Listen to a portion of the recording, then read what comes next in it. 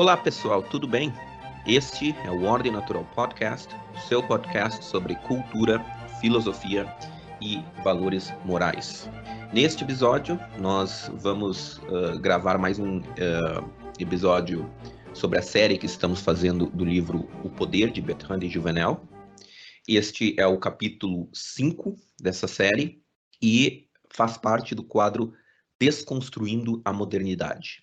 Antes de prosseguir, eu gostaria de pedir para vocês nos seguirem nas nossas plataformas e redes sociais. Nós estamos disponíveis no Twitter, Facebook, Instagram, Telegram, Getter, Rumble e Spotify. Temos uma novidade, também estamos no TikTok, onde nós fazemos umas dancinhas, às vezes para vocês, principalmente o Lucas, que gosta muito de postar vídeos assim. Não, brincadeira, não estamos no TikTok. Mas temos planos, né, para fazer. Não, brincadeira, não temos planos, não. Então, eu espero que vocês gostem, nos sigam e vamos passar a palavra então para o Lucas aí, que a gente vai tratar no episódio hoje.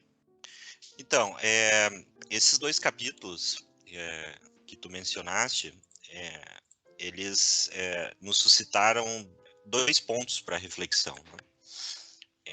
O primeiro ponto de reflexão é sobre o papel dos intelectuais na concentração do poder, né? Ou seja, por que os intelectuais contribuem para a concentração do poder. E o outro é a tentativa de utilizar a reflexão que o Bertrand de Juvenel faz para analisar o contexto geopolítico atual, tentando analisar como a China pode estar promovendo o avanço do poder, né, político, a capacidade dos poderes políticos no mundo. Né? Não é o avanço do poder da China, né? Mas sim o avanço dos mecanismos que as elites dispõem para governar, né? E a capacidade dos estados, dos governos, de dominar e subjugar as populações, as suas respectivas populações. Então isso vai ficar mais claro na medida em que agora a gente for resumir os capítulos e analisando, né, ponto por ponto. O primeiro capítulo, então, vai ser o Madaloso aí vai nos resumir um pouco e depois eu vou resumir o outro capítulo sobre a concorrência do poder. Mas do que trata esse capítulo, Madaloso? Esse capítulo, na verdade, faz parte a parte do livro, se eu não me engano, se chama Da Natureza do Poder, né? E esse capítulo se chama O Caráter Expansionista do Poder. E a tese é a seguinte, né? Como nós vimos no episódio passado, poder ele tem um lado altruísta e egoísta, né? Então, alguém poderia dizer que a perfeição do governo ele consistiria na completa eliminação do seu aspecto egoísta. Mas, de acordo com o Juvenel, isso não é verdade, né? Pois sem o princípio egoísta, né, faltaria ao poder a força interior que faça com que ele desempenhe suas funções. Para compreender melhor do que a gente está falando de princípio altruísta e egoísta, vocês podem retomar, né, ouvir o episódio anterior. Né, mas também não é necessário ter ouvido o episódio anterior para compreender esse episódio. Né, então, pode seguir se você não ouviu o episódio anterior. Então, um governante que esteja desinteressado na manutenção do poder, do seu poder, né, pelo simples interesse, né, que não tem esse interesse, né, ou seja, que não tem o amor pelo poder, ele necessariamente vai acabar sucumbindo, porque o poder só subsiste se ele está sendo constantemente cultivado. Ou seja, é da natureza do poder o amor próprio. Pelo simples fato de que um governante que não tenha amor pelo seu poder e queira preservá-lo, e vai acabar, pela sua fraqueza e pela incapacidade de se sustentar, sendo substituído por aqueles que amam e valorizam o poder. Ou seja, nesse sentido, né, o sonho, né, de um governante desinteressado, que não pensa muito no poder, mas apenas, digamos assim, no bem comum, né, isso é impossível de existir. Né? Porque pelo simples fato de que um poder fraco não se sustenta. Né? É preciso ter amor ao poder. Isso é a tese do Juvenel, né, para um poder se sustentar. Ele menciona alguns exemplos, né, de governantes interessados, né, um deles que ele menciona é o Luís XVI, na França, que foi destronado pelos revolucionários franceses. E nós podemos mencionar no Brasil, né, o caso do Dom Pedro II, né, que dava muito mais valor aos estudos do que ao governo, né? E por isso, né, enfim, por um desinteresse, né, claro, evidente que teve outros motivos, né, não foi só por isso, né, mas esse foi, sim, um dos fatores, né, o fato de ele ter se recusado a lutar, enfim, tinha um desinteresse, né, pela manutenção do seu poder, né. E aí, o Juvenal alerta, então, para tentarmos parar, né, para pararmos, né, de tentar encontrar esse tipo de qualidade, né, o de virtude em um governante, né, que é impossível existir, né, esse tipo de virtude, esse tipo, né, de qualidade em governantes. O que se existe, né, vai atuar em prol da ruína do próprio governante. E ele diz o seguinte, aspas, um certo gosto pela dominação e um temperamento dominador, né, são qualidades indispensáveis para os governantes, né. Ele não está dizendo que é bom que as pessoas tenham amor ao poder. Não está fazendo juízo de valor. Não está dizendo que um governante tem que ter amor. Ele está dizendo que é da natureza. É assim. É assim necessariamente. Se não for, esse governante vai deixar de ser governante. Entende? Um rei fraco vai ser destronado. Ele não está dizendo que é bom, ele não está fazendo um juízo de valor, né? Ele não está dizendo que as pessoas devem amar o poder, que é bom que as pessoas amem o poder. Ele está apenas dizendo que isso é da natureza, né? E que infelizmente é assim, não tem como mudar. Ele também menciona que quanto mais o governante se identifica com o país que ele governa, né, maior a tendência dele estender o seu egoísmo, digamos assim, ao país que ele governa, né? E quanto mais fraco o domínio que ele tem do poder, como por exemplo um presidente, uma democracia moderna, menor, né, esse seu egoísmo, né, ou seja, o alto interesse se estenderá ao país, né, porque o país não é dele, mas ele é meramente um administrador temporário do país. Ele não tem tempo para desenvolver uma afeição emocional pela nação que ele governa, ou para pensar na saúde a longo prazo dessa nação. Ao passo que um egoísmo saudável, né, o egoísmo saudável, digamos assim, do monarca, né, e que estende o seu ego ao corpo, pode ser chamado assim de uma espécie de altruísmo, né? Ou seja, ele na verdade acaba sentindo o que a nação sente, né? Sentindo o que os súditos sentem, né? Mas é um altruísmo não no sentido de conceber uma visão do que uma comunidade deve ser, é um altruísmo, né, no sentido que o monarca se identifica com a nação e, portanto, com seus súditos. Mesmo que o egoísmo, né, de um monarca possa digamos assim, se acomodar, né, com o interesse dos seus súditos, né, possa haver uma identificação, o poder ele necessariamente permanecerá egoísta, né? E ele só pode fazer o bem, né, não quando ele se torna altruísta, mas quando o seu egoísmo acaba tendo uma identificação, uma certa identificação com a nação, né, se espalha pela nação. Porque o que acontece quando o poder se torna altruísta? Né, quando o rei, o monarca, o presidente, sei lá quem for, né, que tem o poder, né, o duce, né, o que acontece, né, o comandante, né, quando ele passa a ter uma visão ideal de uma comunidade perfeita, de uma comunidade, né, do que a comunidade deve ser. É nesse momento que o poder, né, acaba se tornando terrivelmente capaz de praticar o mal. Eu vou explicar por quê, mas, por exemplo, ele cita alguns casos, né, como, por exemplo, praticar o mal em vários sentidos, né, praticar o mal para fazer o mal à nação, né, e aos súditos. Por exemplo, ele menciona o caso do Luís XIV, né, quando ele resolveu revogar o Edito de Nantes, que estendia a tolerância religiosa aos protestantes franceses. A maioria desses protestantes eram pessoas bastante qualificadas e acabaram fugindo para a Inglaterra e para a Holanda, contribuindo economicamente para o fortalecimento desses dois países, que eram inimigos da França. Mas o Luís XIV ele tinha uma visão de uma França unificada, uma França uniformemente católica, né, com uma uniformidade religiosa. E ele acabou, nesse caso, fazendo mal para a nação, né, expulsando pessoas qualificadas e também para esses próprios súditos, né, que acabaram tendo a vida desestabilizada, enfim. E também, né, outro exemplo, ele menciona vários exemplos, né, mas o outro, por exemplo, que ele menciona é a Alemanha nazista, né, que eles tinham, né, os nazistas tinham uma visão do que a Alemanha deveria ser e agiram de acordo com essa visão. E ao tentar realizar essa visão, eles causaram um tremendo dano na sociedade, inclusive perderam o poder. Porque, veja o seguinte, né, se o objetivo do Hitler fosse simplesmente a tomada e manutenção do poder, e não a glória da Alemanha, né, ou o que ele via, né, como sendo a glória da Alemanha, se o objetivo dele fosse simplesmente se perpetuar no poder, ele teria provavelmente conseguido isso, né? Ele tinha os meios para isso. Mas as atrocidades que ele cometeu, né, acabou causando uma indignação universal, né, e contribuiu para a derrocada do regime nazista. E aí ele fez as atrocidades justamente porque ele achava que ele tinha né, uma visão que ele deveria realizar, né. Simplificando um pouco o argumento, é a ideia de que a tentativa de construir um mundo melhor por exigir, né, um poder ainda maior do que se tem e mais avassalador daquele poder que seria necessário para se perpetuar no poder com interesses apenas de continuar e desfrutar das benéfices do poder. Então, nesse sentido, a consequência, né, de um egoísmo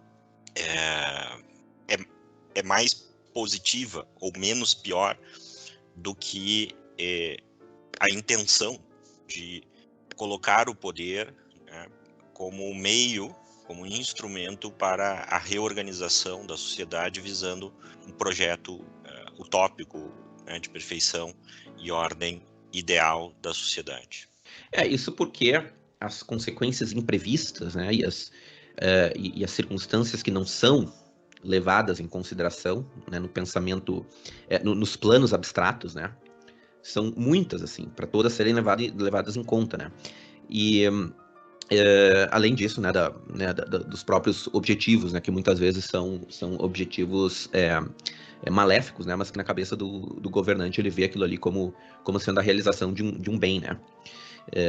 Mas no final desse capítulo ele menciona, né, o papel do intelectual, né, o intelectual que deseja, né, a transformação da ordem existente. Ele acaba inevitavelmente auxiliando o poder no seu crescimento. Isso nós vamos falar um pouco mais tarde, né, porque a ordem existente ela é muito complexa, né, para poder simplesmente ser transformada, né. Ela tem muitas coisas ali que precisam ser levadas em consideração que o pensamento abstrato de um intelectual não consegue levar. Mas isso a gente vai debater daqui a pouco. Agora eu vou passar a palavra para o Azambuja para fazer seu resumo do segundo capítulo. Então, o segundo capítulo ele trata da concorrência pelo poder. E é um capítulo interessante que vai desenvolver uma análise e argumentar em torno de uma tese de que na modernidade a tendência é que o poder se torne totalitário. Então o autor começa defendendo a tese que a concorrência pelo poder é algo constante na história. Inclusive ele abre o capítulo afirmando que a história, né, é luta de poderes. Além disso, que a guerra é uma função essencial e natural dessa luta, pois existe uma relação mútua entre guerra e poder. Ou seja, a guerra faz aumentar o poder e o aumento do poder ocasiona a guerra. Então, existe como se fosse uma mútua causalidade entre guerra e luta pelo poder, ou expansão, né? Porque se luta para expandir o poder, obviamente. Então, isso é a conexão com o capítulo anterior. A ambição pelo poder, né? A busca pelo poder é algo inerente a algumas pessoas e a algumas personalidades. Muitas pessoas não têm esse impulso, né? Mas boa parte de nós, mesmo na nossa esfera imediata, muitas vezes buscamos submeter o outro a nossas vontades. E a política nada mais é do que a manifestação desse impulso em grande escala, encaminhado por personalidades, por pessoas que conseguem direcionar esse impulso para a luta pelo poder político. Então, Juvenal argumenta que na modernidade, ao contrário da crença progressista o que é a crença progressista? É aquela crença na modernidade, né, que se forma na modernidade, com o iluminismo, e até mesmo um pouco antes com o Renascimento, de que o progresso técnico, o progresso do conhecimento, da ciência, o avanço econômico, pacificaria a sociedade, né? Nós chegaríamos a um reino né, a um estágio histórico de justiça e pacificação no mundo. Então, ao contrário do que essa crença diz, o poder e por isso a guerra aumentaram. Ou seja, a direção do progresso, dos avanços tecnológicos, da ciência, do conhecimento, não levaram, segundo Bertrand Juvenel, a uma pacificação, mas sim a um aumento do poder, da capacidade do poder controlar as pessoas, e um aumento da intensidade da guerra. Que no mundo antigo, a guerra, tomando o Império Romano como referência, o Bertrand Juvenel vai falar isso, a guerra havia se tornado uma função especializada, ou seja, ela não envolvia uma parcela grande da população, nem da economia, e ela era realizada, geralmente, fora do território civil, em espaços, muitas vezes, dedicados à guerra. E isso mudou porque, segundo Juvenel, as guerras e revoluções que produziram o Estado Nacional moderno trouxeram ao poder dois importantes mecanismos. Deram ao poder político dois mecanismos. Impostos regulares, porque antes os governantes recorriam de maneira extraordinária à população para o esforço de guerra. Taxava, criava impostos, aumentava impostos para o esforço de guerra. Era algo irregular, no sentido de que não era cotidiano. E que boa parte do esforço de guerra era, inclusive, financiado pelos próprios recursos dos governantes. E isso muda na modernidade, através dos impostos regulares. E o outro mecanismo é a conscrição, ou seja, o serviço militar obrigatório e a obrigação de, em tempos de guerra, de lutar a guerra quando o governo assim chama. Esses dois mecanismos, impostos regulares e conscrição, confere aos estados capacidade de mobilizar totalmente a economia, através dos impostos, e a população, através da conscrição. O resultado disso é a tendência ao totalitarismo, do ponto de vista do poder, da ordem, interna, nacional, totalitarismo no sentido comum da palavra, de regimes totalitários, mas também da capacidade do poder controlar e submeter todos os aspectos da vida das pessoas, e a tendência à guerra total, ou seja, a guerra mobilizar toda a população, toda a economia, e ao final do capítulo ele diz até mesmo o pensamento das pessoas, o posicionamento das pessoas. Porque o que acontecia antes? Acontecia antes que as pessoas viviam seu trabalho, e sabiam que estava acontecendo uma guerra, Aqueles que tinham familiares que tinham ido para a guerra ficavam preocupados, mas a vida seguia, não se exigia nem se esperava da população torcer, se mobilizar totalmente para a guerra. É nesse sentido da guerra total. E isso, inclusive, do ponto de vista numérico, ele dá estatísticas de números, como as guerras se tornaram cada vez mais numerosas em termos de pessoas mobilizadas. Os exércitos se tornaram cada vez maiores e, consequentemente, o dinheiro e os recursos direcionados ao complexo militar e à guerra se tornaram cada vez maiores. Só um detalhe, primeiro veio os impostos regulares para custear um exército regular que era um exército de mercenários ou até, digamos assim, voluntários do próprio país, Porque mercenários geralmente tinham essa conotação de estrangeiro, mas, enfim, para custear um exército, pessoas que poderiam ser do próprio país ou de algum outro local. E aí depois, posteriormente, veio, a conscrição. Por isso começou na Prússia, a conscrição, depois acabou sendo adotada pela França Revolucionária, o alistamento obrigatório. E aí, desde mais ou menos desde as guerras napoleônicas, em vários lugares, na grande parte dos lugares, a gente tem aí impostos regulares, mais o alistamento militar obrigatório. Exatamente. Essas coisas, aquilo que inicialmente, isso é fundamental entender no raciocínio do Bertrand Juvenel, aquilo que é inicialmente algo extraordinário, extraordinário, como uma coisa que é necessária ser feita em uma situação de crise, de urgência, depois se torna regular, se institucionaliza. E aí a questão é por que isso acontece? Por que essa corrida em torno do aumento do poder e da capacidade bélica ocorre na modernidade? Porque na medida em que um Estado avança seu poder, e aí vem o raciocínio do capítulo da concorrência, né?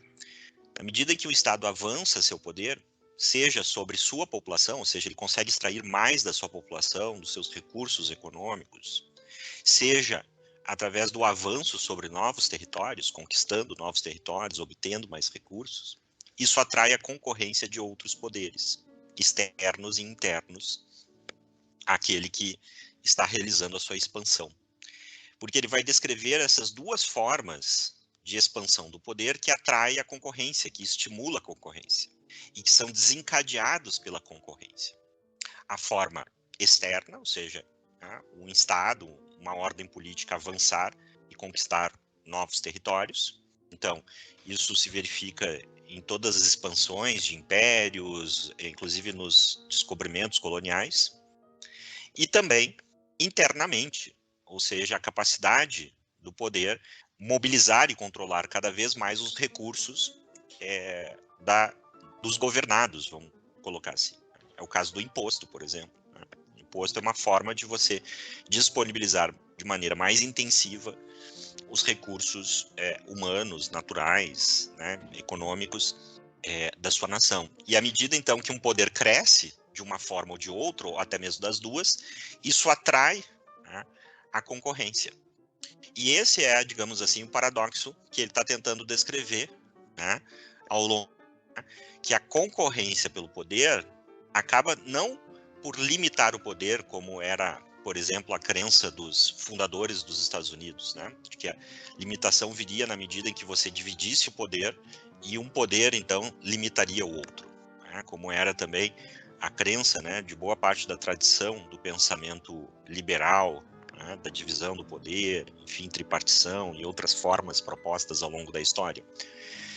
Na verdade, a concorrência pelo poder leva, né, a um aumento do poder, justamente como desculpa para lidar com os riscos que o concorrente representa aquele que tem o poder. Então é muito interessante esse raciocínio, porque ele vai dizer por que o Império Romano não evoluiu nessa direção. Porque justamente era um império, detinha, digamos assim, um certo monopólio sobre o poder. Assim, a guerra se tornou uma função especializada, né, dentro da sociedade. Quando essa ordem se desfaz e ela, né, se torna plural, no sentido de que você vai ter agora vários estados depois, né, com a criação do Estado-nação, vários estados concorrendo pelo poder. Cada avanço de poder doméstico ou externo de um estado representa uma ameaça ao poder de outro estado e assim, né, o poder só cresce como resultante dessa competição. Isso por quê? Porque o poder, na minha opinião, né, na minha visão, Bertrand Juvenel não fala nesses termos, mas na minha visão, o poder é um jogo de soma zero. O que é um jogo de soma zero? Para alguém ter mais poder, outro tem que perder poder. Então a concorrência leva a um acirramento, né, da capacidade de poder entre os concorrentes para jogar a concorrência. Então, é por aí que a gente também vai refletir um pouco sobre a ascensão da China aí.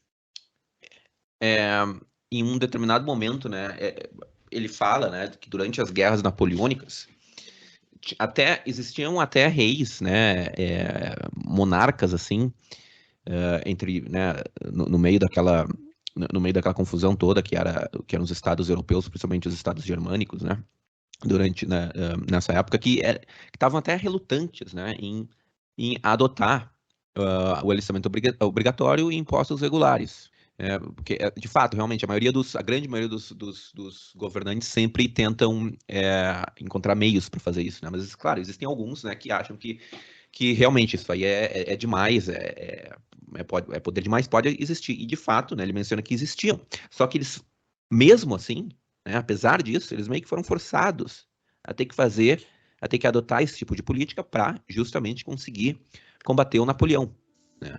Então, às vezes é uma coisa assim que é quase assim que uma força, né? Uma força meio que impessoal, assim, que às vezes independe, pelo menos em certo sentido, né? Não sei se eu concordo exatamente com isso, mas em certo sentido é o que ele faz parecer ali, né? Que às vezes existe uma força meio que impessoal que faz com que seja necessário adotar, né? Seja um imperativo, né? Que, digamos assim, uma coisa quase que inescapável. A adoção desse Porque tipo de política, né? eu acho que isso acontece, segundo ele, pela visão de como o poder, ele não só cresceu, mas mudou a sua natureza na modernidade. Quando ele fala, por exemplo, e a gente tratou disso em episódios anteriores, porque foi em capítulos anteriores, da mudança da noção das noções que legitimavam o poder. Né? Na medida em que agora a legitimidade, né, é a representação do povo, etc., etc., né, como ele argumenta, os limites do poder se tornam menos claros. Então, né, vale tudo pela concorrência. É a mesma. Ele chega a mencionar nesse capítulo, né, a questão assim da concorrência econômica. Né? Se o industrial não tivesse limites, né, ou se a sua legitimidade envolvesse exigir cada vez mais, né, dos seus funcionários, etc., sacrifícios, né, para lidar com a concorrência, o poder econômico levaria também a essa situação, né, que é uma situação paradoxal. Ou seja, à medida que a concorrência aumenta, a capacidade dos concorrentes de dominarem aqueles que estão subjugados a ele se torna maior. Né? Ou seja, a concorrência não leva a uma limitação do Até poder, porque mas nós sim a vivemos, um né? aumento dos meios de poder. Até porque nós vivemos, né? Sempre vivemos, né? Durante a maior parte em lugares com mercados oligopolizados, né? Então a concorrência. Mas mesmo assim, o que ele diz assim, o industrial pode muito, mas também não pode tudo, né? Ele não Sim, pode exato. exigir que a pessoa, enfim, dê a sua própria vida pela empresa dele, por exemplo, né? Enfim, que o empresário ele não pode obrigar o filho, por exemplo, do seu funcionário a vir trabalhar, né? Junto com o pai ou com a mãe, sem pagar nada por isso, né? Isso é um poder que somente o Estado tem. E isso tem a ver, né, como eu estava falando, com as crenças, né, que hoje nós temos sobre o poder e que legitimam o poder. E aí entra a questão da função dos intelectuais. Eu não sei se tu quer falar um pouco sobre isso, né? Mas os intelectuais, eu acho que, de certa forma, eles tornaram esse paradoxo possível, né? De que a concorrência, em vez de limitar o poder dos concorrentes, tende a aumentar o poder deles. Exatamente, né? Há uma tendência, né, geral dos intelectuais em apoiar em acabar sustentando, né, o crescimento do poder. Isso porque o Juvenal ele explica, né? O pensamento humano ele sempre tenta simplificar as coisas, né? Ordenar a multiplicidade dos fenômenos e encontrar leis gerais que expliquem as coisas. E da mesma forma, os intelectuais sempre tentam conceber, né, ideias de uma ordem social mais simples e tendem, né, a apoiar, digamos assim, empoderar, é uma palavra que está em moda aí, aqueles que tentam realizar essas ideias. E assim eles acabam fortalecendo, né, governantes ambiciosos e claro, né, sempre criam, né, construções abstratas, sempre com justificativas, do tipo a vontade geral, a vontade do povo, enfim. Né, eu não me lembro se alguma vez eu fui consultado para alguma política pública aí, né, mas aparentemente né, o que é aprovado aí, né, de acordo com essa doutrina, com essa justificativa, tem a minha concordância, né. Mas assim, para que um governante ou um corpo de governante, digamos assim, transforme, né, a sociedade de acordo, né, nos moldes em que o intelectual quer que esse governante transforme, ele precisa ser muito poderoso, né? Porque para transformar a sociedade, ele tem que necessariamente usurpar a autoridade das outras forças sociais, né, as outras forças sociais que estão no caminho do poder, né? Ou seja, a tentativa de melhorar a sociedade necessariamente faz com que o poder cresça.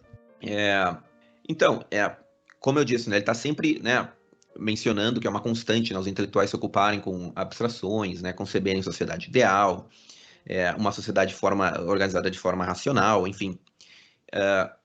E, aliás, né, justamente, né, nesse momento de transição para a modernidade, com a formação das grandes cidades, né, os centros urbanos e o enfeiamento, assim, né, digamos assim, da paisagem urbana, então se começa a contemplar muito, né, essas ideias de cidades organizadas de acordo com princípios racionais, e claro, nós não estamos aqui falando apenas na questão da paisagem urbana, né, em aspectos arquitetônicos, até porque esse tipo de transformação é possível, né? Por exemplo, no século XIX, Paris foi reestruturada arquitetonicamente, e o desenvolvimento, né, orgânico e natural, né, o desenvolvimento histórico da cidade foi substituída pela Paris que conhecemos hoje.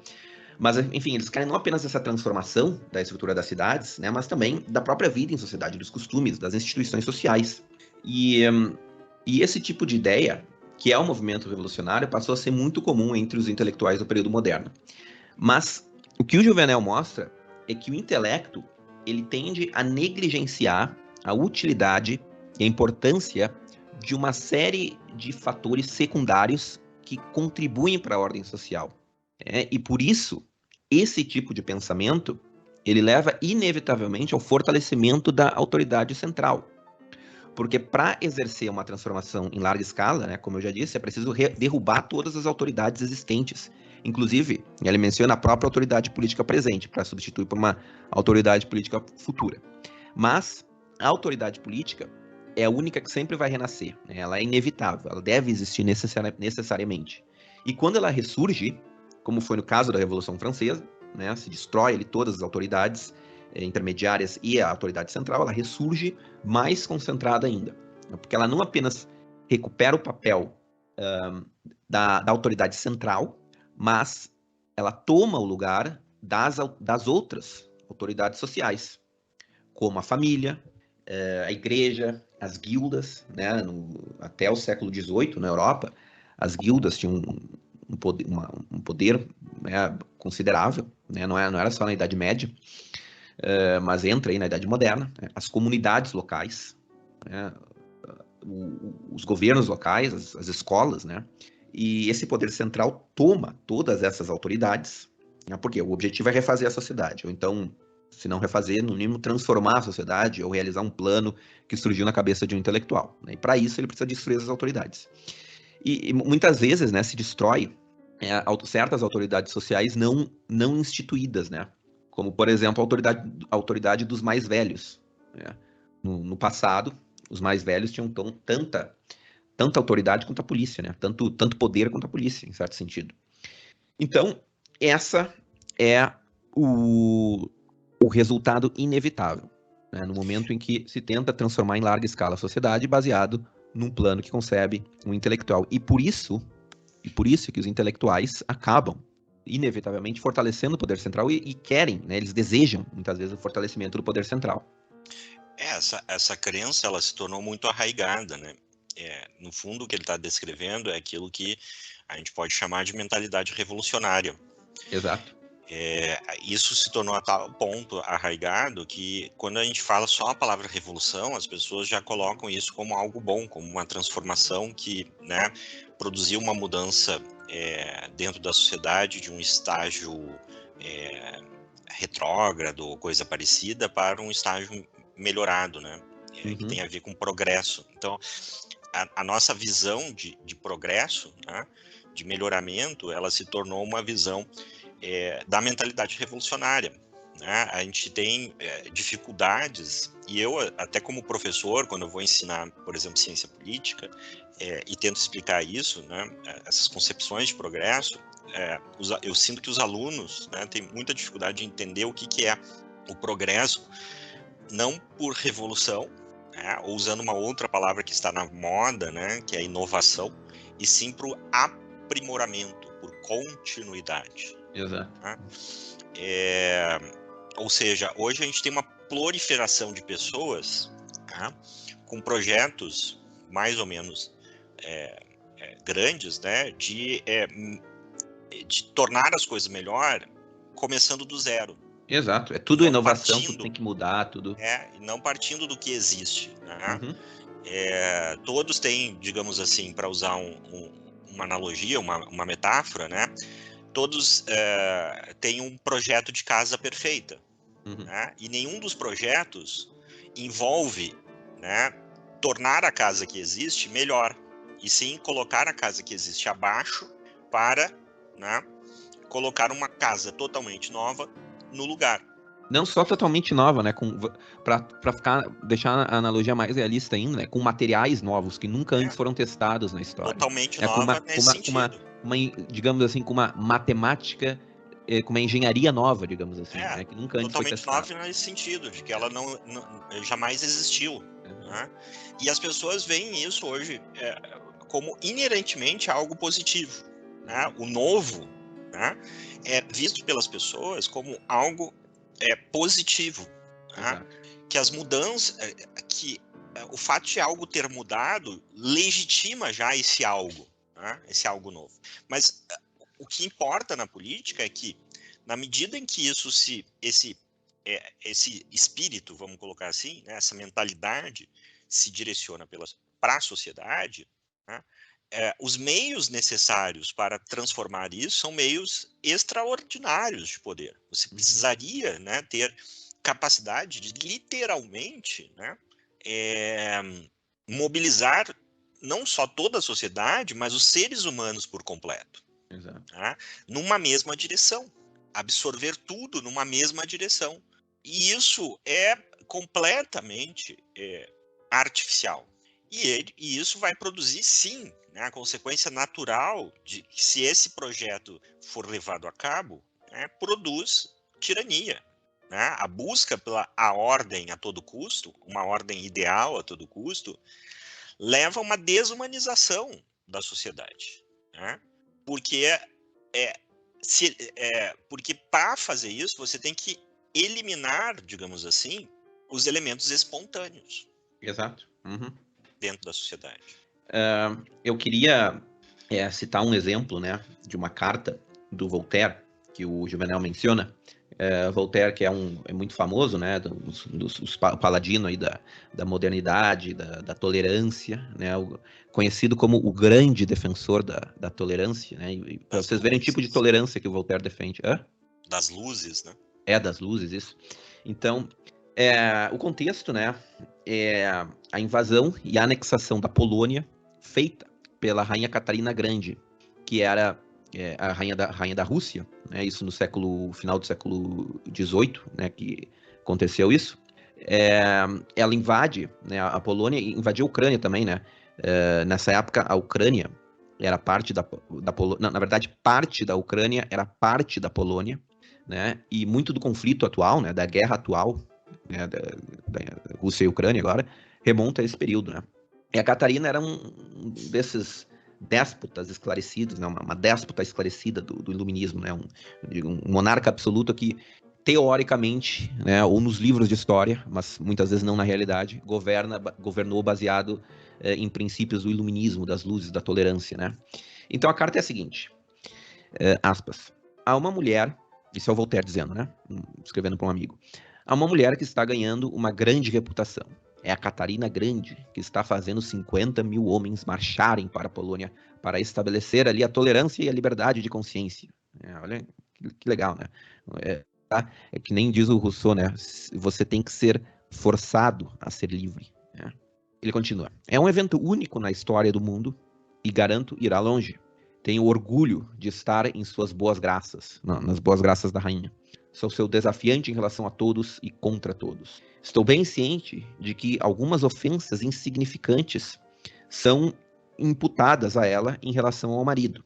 Ela tinha assassinado o marido antes de subir ao trono, né? Ela subiu ao trono porque o marido foi morto.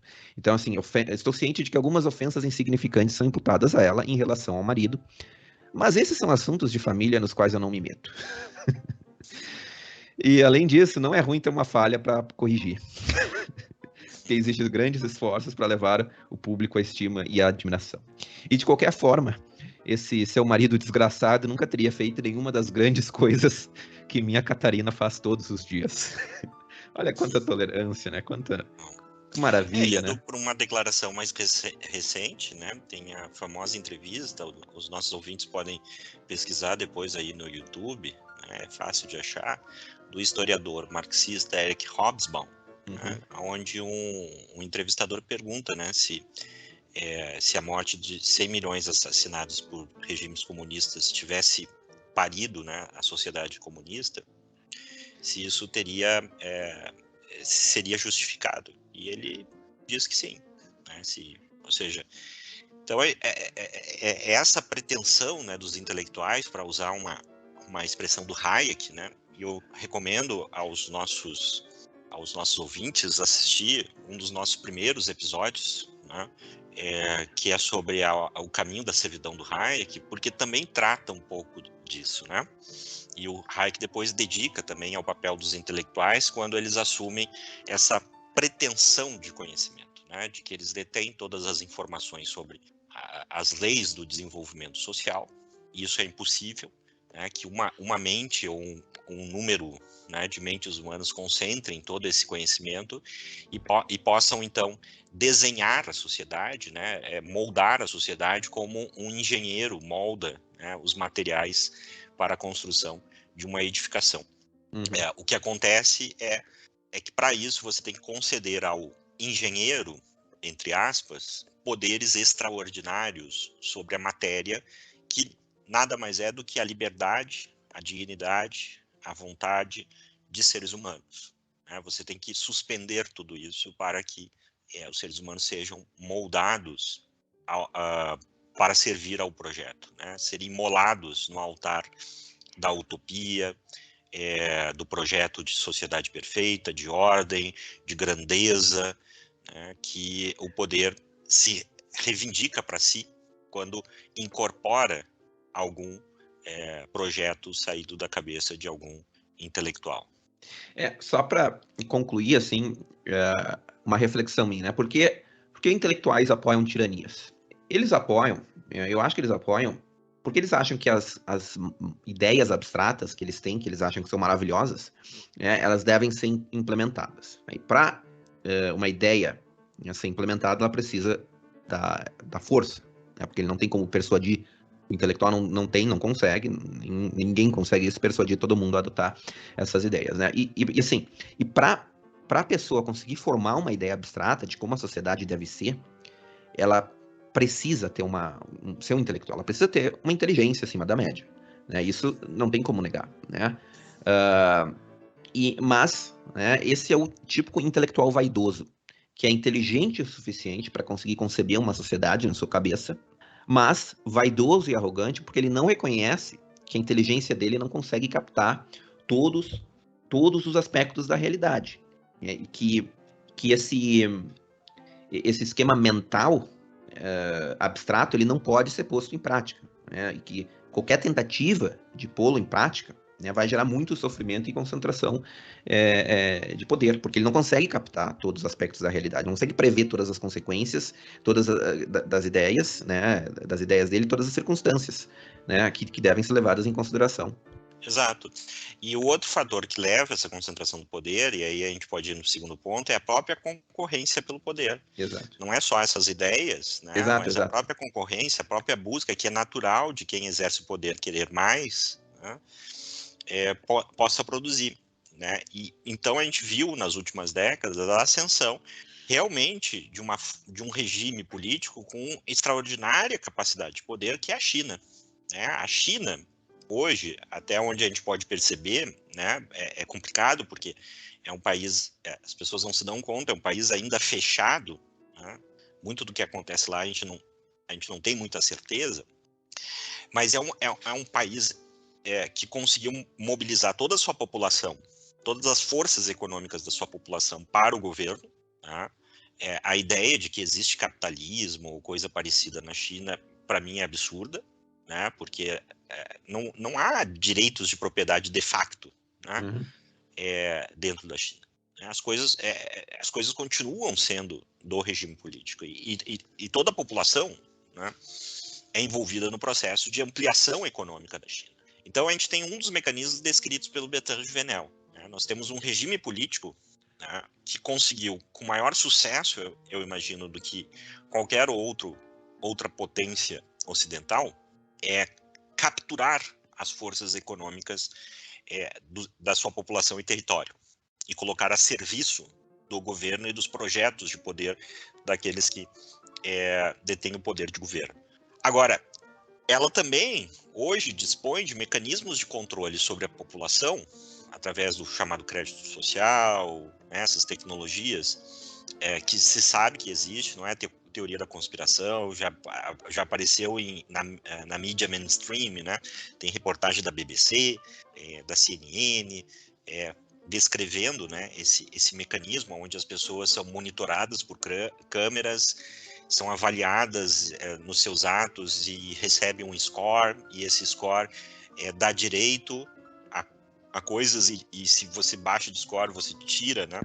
Análise facial de câmera já existe também no Ocidente, em aeroportos, né? Qualquer Exato, né? grande aeroporto que tu vai... Agora mesmo, recentemente, uma companhia aérea brasileira, né, estava se gabando que vai ser a primeira a implementar o check-in, né? O check-in não, a coisa do embarque na aeronave, né? Apenas por reconhecimento facial, né? Ou seja, tu não vai precisar mais carregar lá a passagem, né, e o seu documento. Eles, né, vão mirar lá uma câmera na sua cara e aí vai entrar automaticamente, né? Então, ela dispõe desse aparato, né? E aí, dispondo desse aparato de maior poder, ela passa a ser um concorrente em escala global pelo poder. Uhum. E aí, como é que você para isso?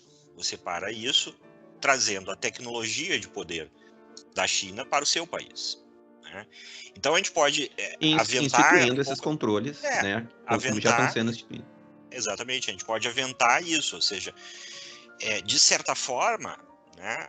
E é uma coisa assim que, por exemplo, o pessoal fala, com o fim da Guerra Fria nós entramos, né, na multipolaridade, etc.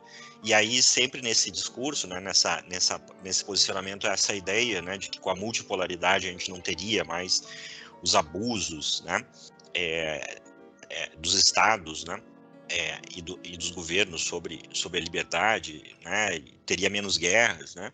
Não, a gente está vendo que com Bertrand Juvenel, né, de que há esse paradoxo, o aumento da concorrência leva ao aumento da capacidade do poder. E a China talvez, né, esteja exportando, né, entre aspas, o seu modelo para os demais países, né, que vão legitimar isso, digamos assim, para a sua população em nome do risco que a China representa para o seu país.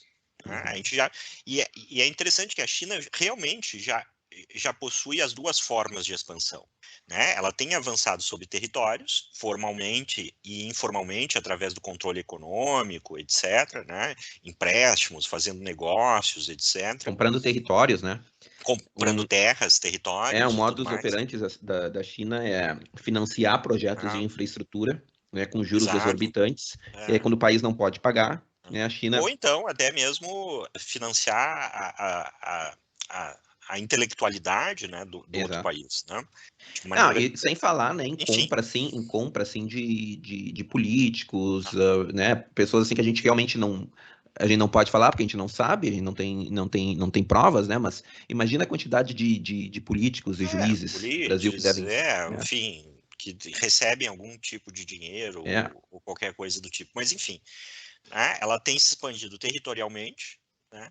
Em alguns casos através da força militar, em outros casos através dos mecanismos econômicos, etc. Né? A gente está vendo, por exemplo, recentemente essa tensão aí com Taiwan, né? uhum, Com Taiwan, e, né, e também internamente. Cada vez mais o governo chinês controla a vida da sua população. Tá? O que conseguiu ser vazado, por exemplo, nessa última crise digamos, dessa enfermidade que a gente não pode nomear o nome aqui, né? uhum. Porque a gente corre o risco aí de ser excluído de algumas plataformas, é literalmente o governo entrando na casa das pessoas e tirando as pessoas da sua casa para colocar em centros de confinamento, né? Pessoas literalmente sendo aprisionadas dentro da sua casa sem ter os meios necessários para se alimentar, né? Há alguns relatos, a gente não sabe se é verdade, inclusive de pessoas que preferiram, inclusive, se atirar da janela dos seus apartamentos do que continuar naquela situação. Então, é um governo que tem essa capacidade, né? Essa capacidade de controlar nesse nível a sua população e digamos assim, e conduzi-la, né, da forma que ele melhor deseja, né? E isso, obviamente, representa, sim, uma ameaça para os demais países, né, para os demais regimes políticos, né? Ameaça em que sentido?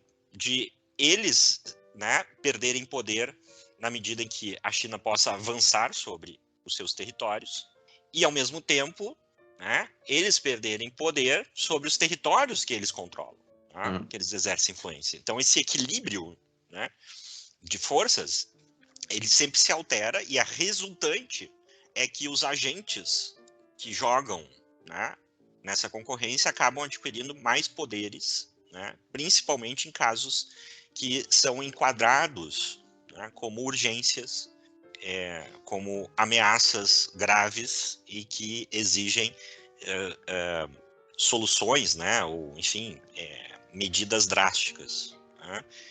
E no final, é como se a gente subisse mais uma escada na concentração de poder, na capacidade das estruturas de poder de subjugar aqueles que não estão no poder. Então, porque o que a gente tá acontecendo agora, né? A gente não tá mais no mundo de Estados-nações, né? Isso é claro. Mas a gente também nós não estamos, né, num governo mundial. O que nós estamos no momento é num cenário de blocos, né? Não sei se exatamente esses blocos se identificam com aqueles que com os blocos da teoria do Olavo, né, que é o bloco russo-chinês, o bloco islâmico ou o bloco ocidental. Isso eu não tenho certeza se são esses os blocos, mas tá claro assim que existe, né, blocos supranacionais com poderes supranacionais concorrendo, né, entre si, né, para concentrar poder, né? Exato, para concretizar, né, o seu poder, para ampliar o seu poder, porque todo o poder vai buscar a sua ampliação. E ele fala, inclusive, não só o poder político, o poder econômico, o poder social, ele sempre busca ampliar a sua influência. E aí eu acho que, justamente, o raciocínio Bertrand-Juvenel ganharia, né, fôlego analítico se a gente interpretasse isso a partir do conceito da teoria de jogos, de jogo de soma zero. É da natureza do poder, né? É como se o poder fosse uma substância limitada e que, né, você está, para obter mais dessa substância, você tem que tirar de outra pessoa, porque não tem como criar mais poder, né? Ele já existe na sua totalidade e o que está sempre em jogo é concentrar mais esse poder. E para você concentrar mais esse poder, não é que você vai produzir mais, né, vai aumentar o bolo do poder. Não, você vai extrair mais do bolo que já está definido para si, né? E isso gera uma escalada, né? Talvez a forma mais visível de ver isso, né, é aquele processo durante a Guerra Fria da corrida armamentista, né? Eu explodo uma bomba aqui, então eu crio uma outra bomba maior. Aí o outro também vai criar uma outra bomba maior, uma outra bomba maior, uma outra bomba maior, aumentar seus estoques, e a resultante disso é, né, maior poder bélico. Só uma intervenção minha quando tu falou poder é um jogo de soma zero, eu só queria ponderar uma coisa assim, porque eu acho assim, visto de forma estática, né? Sim, o poder é um jogo de soma zero, mas ao longo da história, né, o que a gente viu foi uma mudança digamos assim, no tamanho desse bolo, mas aí que tá, não uma mudança horizontal, né, no sentido de uma maior difusão do poder, mas uma mudança na vertical. Não sei se eu me fiz claro, né? Então, o poder, ele é um jogo de soma zero no sentido de que em um momento, né, em um determinado momento estático presente, só, né, se um tem poder, o outro não tem. Mas ele pode, sim, a intensidade do poder, ele pode ser aumentado numa direção. né? E é o que se observa ao longo da história. O que tu acha? Sim, os meios, Sim. eu acho que a questão é assim, os meios, eles podem ser aumentados. Sim. Agora, é da natureza do poder essa relação, ou seja, para eu ter mais poder, alguém não pode ter poder, porque o poder sempre se exerce sobre alguém. Exato. Uhum. Ok? Sobre alguém. E quem exerce o poder sobre alguém tem que tirar poder dessa pessoa. Não tem um cenário onde eu possa exercer poder, Uhum. né, e a outra pessoa exercer poder sobre mim. Por isso que, né, a ideia de governo limitado, de limitação do poder, talvez é utópica. Uhum. Talvez ela é impossível. Porque para limitar o poder, você tem que ter poder. Exato, também. Uhum. Você tem que conferir poder. E aí a resultante disso, que é que talvez Bertrand Juvenel está falando, a resultante disso é que o esforço de um poder limitar o outro leva ao crescimento do poder. Uhum. É isso que talvez chamou de crescimento vertical. Uhum. Né? No sentido de que, na tentativa de limitar um poder, que ninguém está negando aqui, que, né, possa ter sido tirânico, arbitrário, violento, né? É preciso ter poder. É preciso um poder maior do que aquele. Vou citar um exemplo assim que eu acho que talvez fique bem claro, né? Os Estados Unidos é o exemplo, assim, né, da nação que se formou, né, limitando o poder, né, que se instituiu, né, no curso da limitação do poder. Mas como é que os Estados Unidos conseguiu vencer a Guerra Revolucionária? Porque concentrou poder nas mãos de um tal George Washington, que inclusive, né, terminada a guerra revolucionária, a guerra contra a Inglaterra, né? Claro, o sentido da palavra revolução, ela não é sempre a mesma, né? Mas vamos chamar de revolução porque é o que se chama, né? Revolução Americana. Então, terminada a Revolução Americana, ele tinha, né, uma enorme concentração de poder, tanto que, né, dizem que ele poderia muito bem, George Washington, ter se declarado o rei dos Estados Unidos, né? No entanto, né, o que ele fez? Ele voluntariamente, aí para você ver, né, realmente né, é raro, mas há homens de virtude, né? Há pessoas, né, em posição de poder que são virtuosas, né? O que ele fez? Não, ele, né, entregou as armas, né, entregou ali tudo, né, o que ele tinha, né, a posição dele, e se retirou para a fazendinha dele lá, né, para continuar a vida de fazendeiro que ele tinha, né, que era a vida, né, pacata e normal antes da guerra de independência. Mas é muito interessante, né, porque assim, para, né, fundar essa nação, né, que são os Estados Unidos, que é uma nação baseada em princípios da limitação, foi necessário um poder, né, muito concentrado, muito forte, capaz de derrotar o Império Britânico, né? Exato, e também tem outra coisa que confirma, esse caso confirma uma coisa que Bertrand Juvenel fala, né? Ou seja, alguém que tinha um poder e usa ele de maneira altruísta, como foi, digamos, esse exemplo, né, do George Washington, acaba resultando, né, tendo como resultante o inverso disso. Ou seja, né, entregando meios maiores de poder, né, para aquele que depois toma o lugar, porque justamente, né, é a velha máxima, né, não existe vácuo de poder. Né? Uhum. Alguém vai ocupar o poder. Né? Eu tava, então, antes de gravar, de iniciar a gravação, a gente tava conversando, eu tava pensando, né, realmente se um governo limitado, né, talvez realmente seja um sonho impossível, porque imaginem, né, nos Estados Unidos, assim, imaginem se haja um movimento, né, conservador nos Estados Unidos de restaurar a nação americana como era, né, como ela foi idealizada pelos Founding Fathers e baseando nos princípios da Constituição Americana de governo limitado, enfim. O que ia acontecer? Bom, a primeira coisa que eles teriam que fazer é cortar drasticamente, né, os gastos públicos. Uma das primeiras coisas que eles teriam que fazer é isso, resultando em um corte drástico militar, né, e ia deixar os Estados Unidos vulneráveis para a China. E provavelmente aí, né, claro, não tem como fazer... E o resto do mundo vulnerável. O resto do mundo, exato, porque os Estados Unidos também protege o resto do mundo contra a China, né? E provavelmente, então, isso geraria uma concentração muito maior de poder, né? Porque é muito, nesse cenário hipotético, assim, a gente consegue muito bem visualizar aí a China tomando o governo americano e concentrando o poder, né? Então, assim, eu lendo esse capítulo, assim, principalmente esse último capítulo, esse segundo capítulo, né, que o Lucas resumiu, me deu quase que uma depressão, assim, sabe? Puta merda, acho que não tem como mesmo, né? Não, eu acho que a gente também tem que considerar um pouco o Porque eu contexto. sou uma pessoa que eu desejaria um governo limitado, né? Mas, Assim, enfim. né, somos pessoas normais, assim, né? A gente gostaria de uma realidade onde você pudesse trabalhar em paz, né? Enfim, viver do seu próprio esforço, constituir, né, com alguma liberdade, buscar as suas metas que você concebe que lhe trarão felicidade, né? Enfim, o ideal que está lá na frase de abertura da Constituição e da Declaração de Independência dos Estados Unidos, né? Exato. Mas o interessante a gente também assim ponderar o contexto que o Bertrand Juvenel está escrevendo. Ele está escrevendo isso ao mesmo tempo que literalmente ele está fugindo das perseguições ali da Segunda Guerra Mundial. Então, né, ele está dentro de um Ele processo tá que escrevendo enquanto tá fugindo.